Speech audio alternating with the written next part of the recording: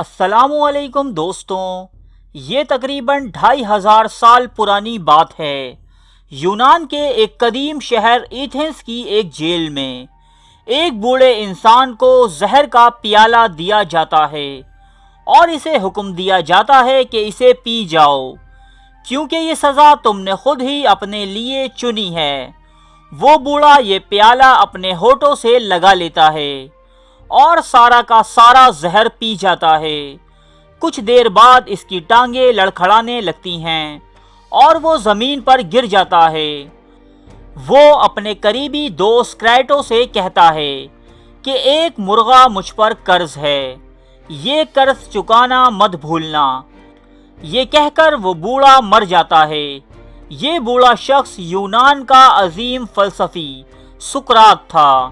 سقراط کو علم منطق کا بانی اور قدیم دور کا سب سے بڑا فلسفی خیال کیا جاتا ہے۔ سقراط کے بارے میں زیادہ تر معلومات اس کے شاگرد افلاطون سے ملتی ہیں۔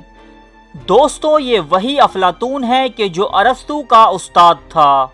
ارسطو اپنے دور کا بہترین فلسفی اور مفکر، جس نے سکندر اعظم کی تدریس کی ذمہ داری نبھائی۔ تو ہم بات کر رہے ہیں ان سب کے استاد سقراط کی۔ سقراط 459 قبل مسیح میں ایتھنز کے رہائشی سوفرینکس نامی ایک سنگ تراش کے گھر پیدا ہوا۔ اس کا جسم بہت ہی بے ڈول اور بھدا تھا۔ مزید یہ کہ وہ اپنے لباس اور حلیے پر کوئی خاص دھیان نہ دیا کرتا۔ اپنی ظاہری حالت کے برعکس سقراط ایک نہایت نیک سیرت انسان تھا۔ اس نے اپنی زندگی میں کبھی کسی انسان کو کوئی تکلیف نہ پہنچائی تھی۔ وہ اپنے دوستوں کے ساتھ مہربانی اور دشمنوں کے ساتھ عزت سے پیش آتا۔ وہ کبھی بھی اپنے شہر سے باہر نہ گیا۔ اسے اپنے شہر اور ملک سے بہت محبت تھی۔ افلاطون لکھتا ہے کہ سقراط ایک محب الوطن انسان تھا اور اپنے ملک کے لیے کئی مرتبہ اس نے جنگ میں بھی شرکت کی۔ سقراط جتنا شریف النفس اور حلیم انسان تھا، اس کی شادی اتنی ہی بد مزاج اور اکھڑ خاتون سے ہوئی تھی۔ سقراط کی بیوی کا نام زینیتھپی تھا۔ یہ اپنی زبان درازی اور بد کلامی کی وجہ سے سارے ایتھنز میں مشہور تھی۔ یہ شاگردوں کی موجودگی میں ہی سقراط کو طعنوں اور فکروں سے نوازتی۔ کبھی اس پر ٹھنڈا پانی لا کر ڈال دیتی اور کبھی کبھی تو ہاتھ اٹھانے سے بھی نہ چوکتی۔ مگر سقراط اتنا صابر اور تحمل مزاج انسان تھا کہ اس کی ہر گستاخی برداشت کر جاتا۔ شہر کے تمام ہی لوگ اس کے بارے میں نہایت عمدہ رائے رکھتے تھے۔ تو پھر ایسا کیا ہوا جو اسے زہر کا پیالہ پینا پڑا؟ وہ کون سی بات تھی جو اس کی موت کی وجہ بنی؟ آپ نے اکثر سنا ہوگا کہ سقراط کو سچ بولنے پر زہر کا پیالہ پینا پڑا تھا، مگر دوستو وہ سچ کیا تھا؟ آئیے اس سچ پر سے پردہ اٹھاتے ہیں۔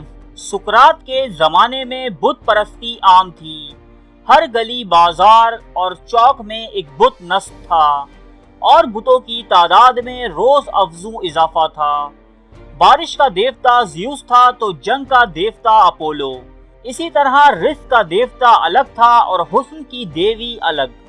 ایک خدائے واحد کو ماننے والا کوئی انسان اس سرزمین پر نظر نہ آتا۔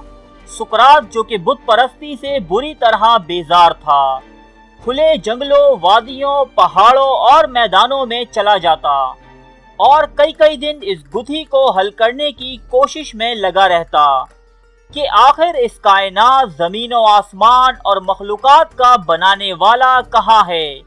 انسان کہاں سے آتا ہے اور کہاں چلا جاتا ہے؟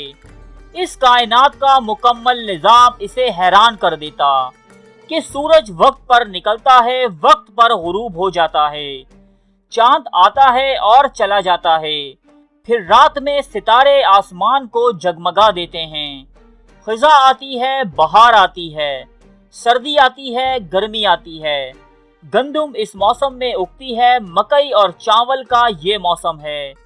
جو وہ کائنات اور اپنی ذات میں غور کرتا گیا، اسے معرفت الہی حاصل ہوتی گئی۔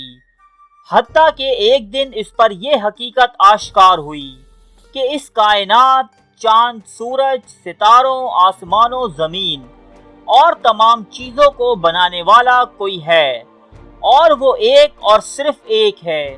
انسان اسی کے پاس سے آتا ہے اور اسی کے پاس چلا جاتا ہے۔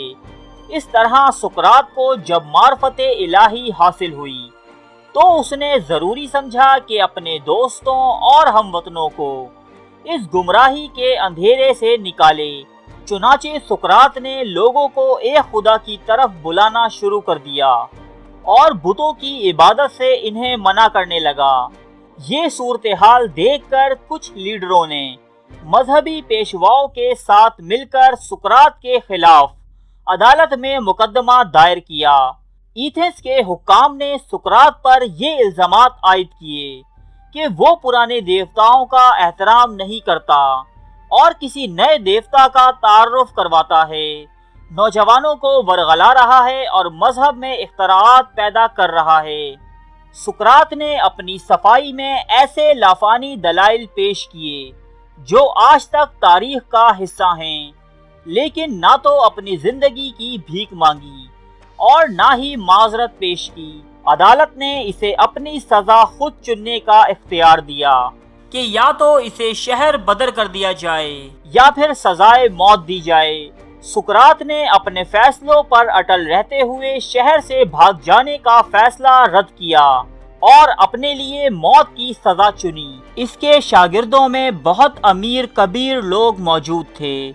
انہوں نے جیل کے داروغہ کو رشوت دے کر سقراط کو فرار کروانے کی حکمت عملی ترتیب دی، لیکن اس پر بھی سقراط نے انکار کر دیا۔ بالآخر سقراط کو دی جانے والی سزا کے مطابق اس نے زہر کا پیالہ اپنے ہونٹوں سے لگا لیا اور اس کی روح اس دنیا سے پرواز کر گئی۔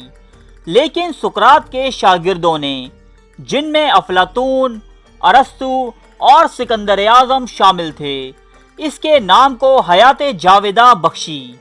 سقراط کا خون ناحق ایتھنز کے لوگوں کے لیے بعد میں بڑی پشیمانی کا سبب بنا اور اس کے دشمنوں کو نہایت ذلت کے ساتھ اپنی اس بے وقوفی اور عداوت کے خمیازے بھگتنے پڑے۔ ارے فرینڈز، ایک منٹ، آپ ایسے ہی جا رہے ہیں؟ اتنی محنت سے ویڈیو بنائی ہے، ایک لائک تو بنتا ہے نا؟ اور دوسرا یہ کہ آپ ہمیں اتنی بڑی دنیا میں دوبارہ کیسے ڈھونڈیں گے؟ تو اس کا حل یہ ہے کہ آپ ہمارے چینل کو سبسکرائب کر لیجئے اور اس بیل کے آئیکن کو کلک کر دیجئے۔ اس طرح ہمارے آنے والی تمام ویڈیوز آپ تک پہنچتی رہیں گی۔ ارے ڈریے مت، یہ بالکل فری ہے۔